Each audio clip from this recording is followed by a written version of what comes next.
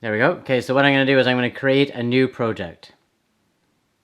So I'm just going to give this the name generic PLC program for the Siemens trainer.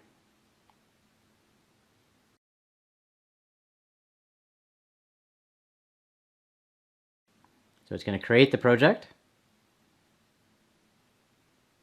Excellent. So when you see this one, this page right here, we're going to hit configure a device. And then when you're on this page, you'll go to add a new device.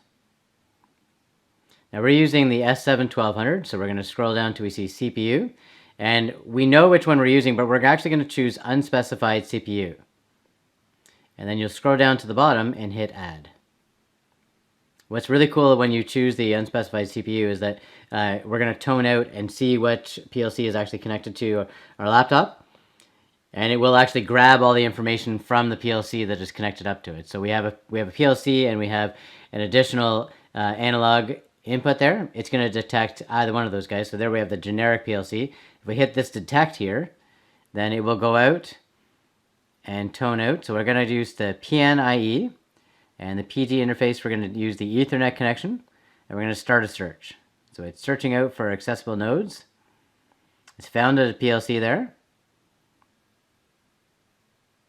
And there we go. So it came back with 192.168.0.1. I'm going to hit this one, the flash LED. And when you hit that, you should find that the LEDs on the front face of your PLC are flashing at you. So we're cool that that's the one that we need to talk to. So we're going to hit detect.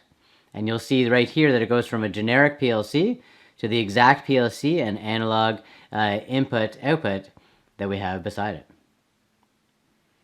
Again, I'll just change my, not sure why it doesn't change the author all the way through, but that is the specific PLC that we have in front of us. If that menu is dropped down like that, I want you to grab it and bring it up. That's the only way you're actually going to be able to see the IP editor. So we'll go to Profinet interface. Again, not sure why it doesn't, like, when I change the author, it doesn't change it all the way through. But if you scroll down here on Profinet interface, there's that same IP, 192.168.0.1. I mean, that's the specific IP for my PLC. You will have a specific PLC IP for your each individual PLC in the lab. So we're going to go over to main OB1. It's over under program blocks. And what we're going to do is we're just going to, actually, let's save the project first. So save as many times as you can. And what we're going to do is we're going to bring down an XIO and an output here. And I'm just going to label this guy percent input 0. And I'm going to actually do it 0.0. So that's going to be my, my normally open push button. And then my output is going to be percent Q 0.0. Now it didn't come up with a name, so I'm now going to go up and rename each of those tags. So this guy I'm going to call it my start push button. So I've wired that to a normally open push button. And this guy right here I'm just going to rename, and I'm just going to call it output 0.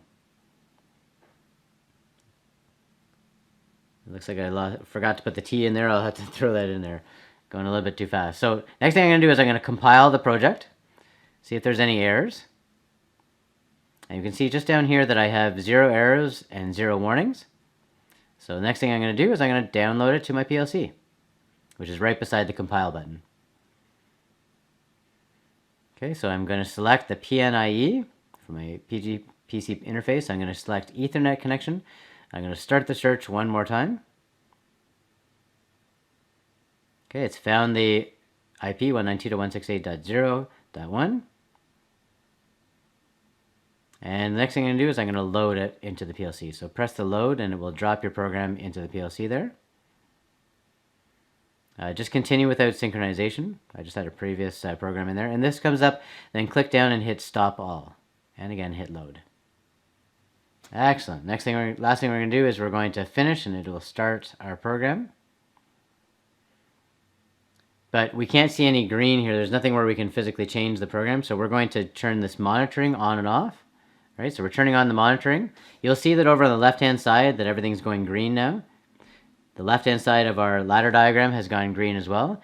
And over here, you may have to like stop and run the PLC there. It depends on, some of the PLCs will go right into run mode. Others you have to hit run. So here you can see that I'm pressing the push button and that's green all the way through to my output. you should see that your output 0 LED has turned on. And also when the input 0 is pressed, then you're seeing that LED corresponding to that input 0 turn on as well. Cool, eh? So now we've made a 2-wire control. We'll turn off the monitoring. We'll go offline. Hopefully everything was working out for you. And now what we're going to do is we're going to save one more time. And this is going to be a generic PLC program, so I'm actually going to delete these two guys out. Now those two names still stay in the memory there, so actually I should go to the PLC tags and get rid of those guys. But now I've got a blank slate that I can pull up anytime that I need to work on my PLC projects. Excellent. So those are all the steps that we need in order to get our PLC program, the TIA portal, to talk to our S7-1200s. So everything's set up now. We've saved this as a generic PLC program for the Siemens trainer. What I want to do is you can also save it to your USB stick as well. I'll show you in the next video how to find where these programs are saved on your computer, so that if you forgot to save it to your USB, then you can go into the file folder and just copy and paste it onto your USB. And then it doesn't matter which lab you're in or which computer station you're on, you have a generic program that you can then use for all of your new labs. So you're coming in to do a timer lab or a counter lab or anything.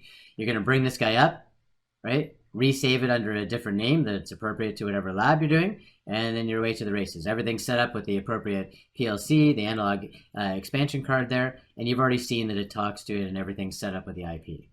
All right, guys, hope everything worked out for you. If you have any questions, then